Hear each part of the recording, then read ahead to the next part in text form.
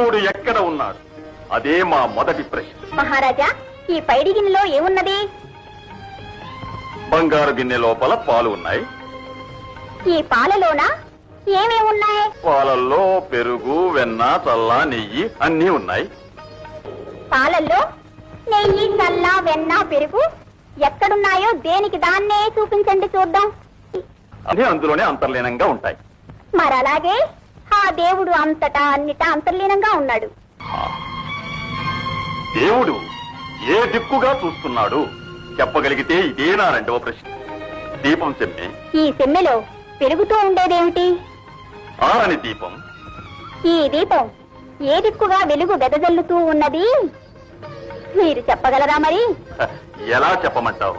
ఈ సెమ్మెలో ఉన్న దీపం 4 ప్రక్కలా వెదజల్లుతూనే ఉంటుంది వెలుగులు. మరలాగే దేవుడు అన్ని దిక్కులా చూస్తూ ఉన్నాడండి. ఇప్పుడు ఆ దేవుడు ఏం చేస్తున్నాడు? ఈ సందేహమే మా చివరి ప్రశ్న. రాజా, దీనికి నన్ను సరైన సమాధానం చెప్పమని అంటే ఒక్క గడియ నేను మహారాజుగాను, తమరు సాధారణ పౌరునిగాను మారాలి. తమకిష్టమేనా? మహదానందంగా. ఎవరక్కడ? భటులారా, ఈ మహారాజును చెరసాలకు పంపించండి. ఈ అమాస్తిని గంటేయండి. ఇప్పుడు ఇక్కడున్న ప్రజలకు అన్నం పానీయం ఏమీ ఇవ్వకుండా పస్తులు పెట్టండి. తల్లి, ఇదెక్కడి వేడుక? వేడుక కాదు మహారాజా, ఇదే ఇప్పుడు ఆ దేవుడు ఏం చేస్తున్నాడన్న దానికి అర్థం.